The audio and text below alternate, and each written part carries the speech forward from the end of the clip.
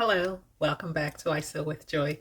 Today I am going to talk to you about some of the terms and terminologies we use as sewists, and if you're a beginner, it might not make sense to you. So I'm going to do a series where I just explain what these are, and it helps you as you go along when you hear those terms online on YouTube, TikTok, or Instagram. It makes sense to you. So let's go ahead and get started.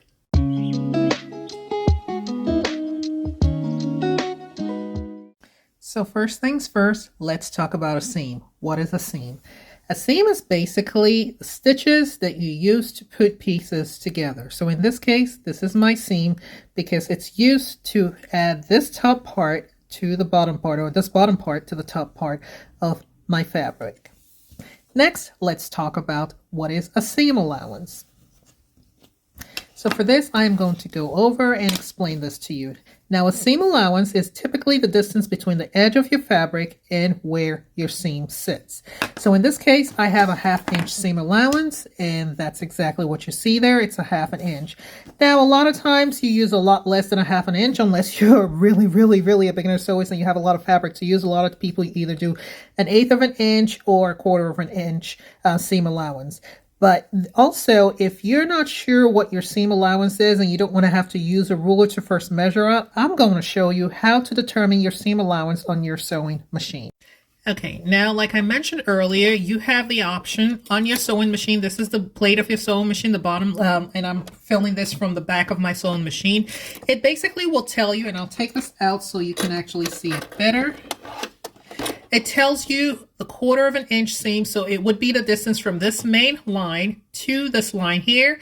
It'll tell you a 5/8 inch and what an inch is. So when you're trying to determine where your seam is, you can always use these markers, which are very easy. Finally, today, let's talk about types of stitches. Now, as you can see here, I have what is called a straight stitch. It's important to note that while you have a straight stitch, it can have length, but it does not have width because it's pretty much a straight stitch. Next, let's talk about stitch width and length. As you can see here, I have a zigzag stitch.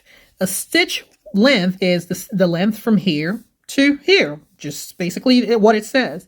The width, however, is the width from here to here. So in other words, how wide is that stitch? And this is typically something you can adjust. Now, I know I mentioned in a straight stitch here or basic stitch, you don't necessarily have to, you don't adjust the width, but you can adjust the length of the stitches. Now, when you do what is called a basting stitch, which is pretty much used when you're trying to shear a fabric, shearing is where you get it, push it all together. The stitch length is much longer, like you see here. So you can compare this to this. And you can see right here that this one here is much longer than this one here. Now for these types of stitches, typically they're looser and they're used to create, like I said, shearing when you are going to be doing something that has, that you'll be, like the gathers, that's going to have gathers. And typically you should be able to pull on one string and get it to do something like that. And this is primarily what you want to use it for, and then you can use your elastic thread and adjust that. So for that's used primarily for shearing. I hope you found these tips helpful. If you're not already doing so, please take a moment and subscribe. Thank you for watching, and be sure to come back again for more tips and tricks for beginners.